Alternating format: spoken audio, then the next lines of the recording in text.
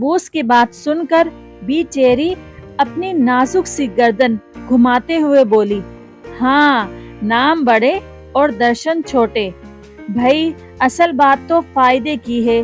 देखो, मैं जिस्म में तुम सबसे छोटी जरूर हूँ, मगर इंसान के लिए सबसे ज्यादा मुफीद हूँ। खून इंसान के जिस्म के लिए सबसे ज्यादा जरूरी है और मैं सबसे ज्यादा खून बनाती हूँ, तो बादशाहत के लिए भी मुझे ही चुना जाए। चेरी की बात सुनकर खरबूजा अपने गंजे सर पर हाथ फेरते हुए बोला, प्यारे बच्चों, आपने बादशाहों की बहुत सी कहानियाँ सुनी होंगी। आज आप जो कहानी सुनेंगे वो भी बादशाह के बारे में है, मगर ये बादशाह इंसानों का नहीं, फलों का बादशाह है। आइए देखते हैं फलों का बादशाह कौन है। खैरू फल फरोश की दुकान पर सारे फलों के दरमियान जबरदस्त तकरार जारी थी। बात दरअसल इतनी सी थी कि जो ही खैरू ने तमाम फलों के दरमियान पीले पीले और रसीले आमों का टोकरा लाकर रखा, तो एक बड़ा सा आम गर्दन अकड़ा कर बोला, लो साथियों, मैं बाजार में आ चुका हूँ। अब तुम सबकी छुट्टी, मजे से यहाँ पड़े रहो। मेरे होते अब तुम्हें कौन पूछेगा। आखिर में फलों का बादशाह हूँ, बादशाह हूँ। फलों का बादशाह, बगैर ताज का बादशाह भी कभी किसी ने देखा है? फलों का बादशाह तो मैं हूँ। देखो कुदरत ने कैसा प्यारा ताज मेरे सर पर सजाया है। अनार अपने मुंह मियाँ मिट्ठू बना तो अनानास कहाँ चुपका रहने वाला था। फौरन गरज कर बोला, अच्छा, अगर बात सिर्फ ताज की है तो मेरे सर पर तो अनार से कई गुना बड़ा ताज है, तो फलों का बादशाह तो मैं हुआ ना। और यूं भी मैं जिसामत में आम और अनार से बड़ा भी हूँ। अनानास की बात सुनकर तरबूज दादा कहाँ खामोश रहते, फौरन बोले, साथियों, जिसामत में तो मैं तुम सबसे बड़ा हूँ, रसीला और खुश जायका भी हूँ, तो बादशाह बनना तो मेरा हक बनता है ना।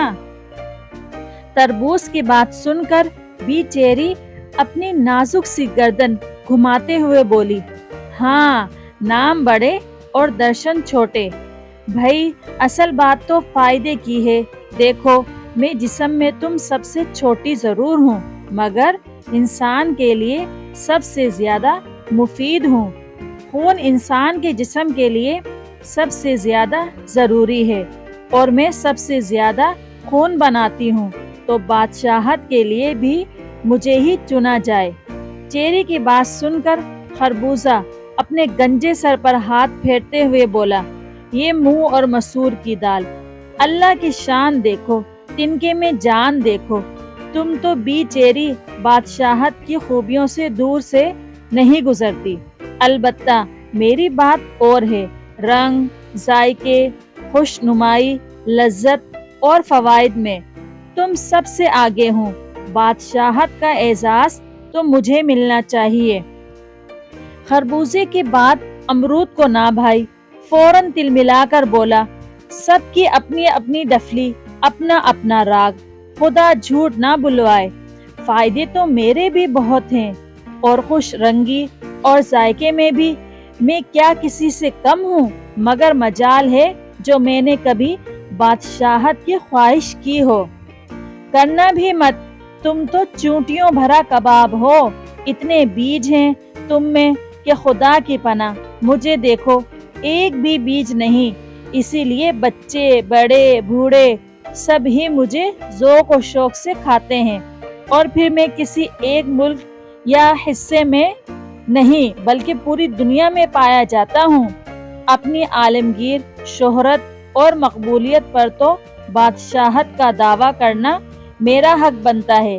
केले ने लहरा कर कहा तो नारियल गुस्से से अपने बाल नोच कर बोला, लो जी, यहाँ तो सब अपने अपने गुन गाने में मसरूफ हैं, मेरा ख्याल किसी को नहीं। آیا کہ کم از کم مجھے بھی بادشاہت کے لیے نامزد ہی کر لیا جائے۔ میں تو غذا بھی ہوں اور پانی بھی، کھاؤ بھی اور پیو بھی۔ میری اس انفرادیت کے پیش نظر مجھے سب سے مقدم سمجھا جائے۔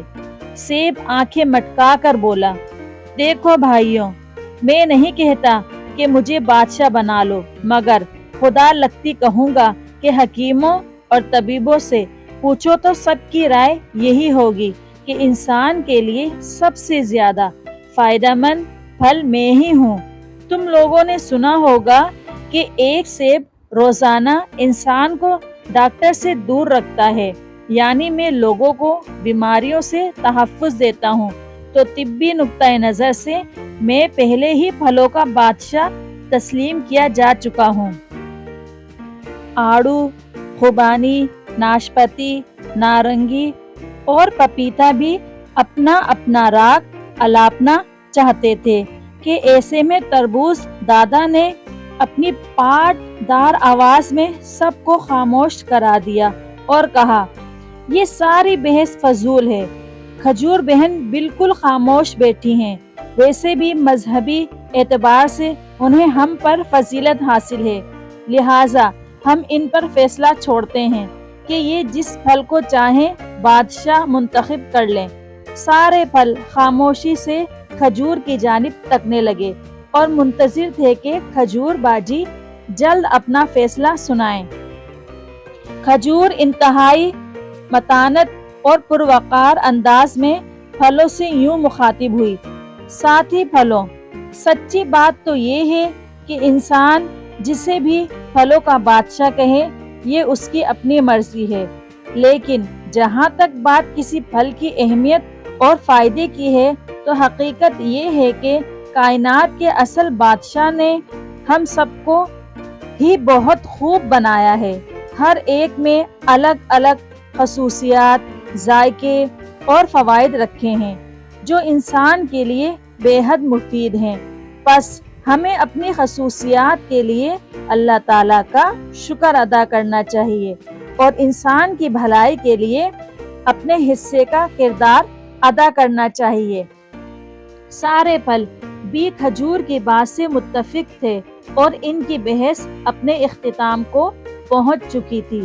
کچھ ہی دیر میں وہ سب ہمیشہ کی طرح ایک دوسرے کے ساتھ شیر و شکر تھے۔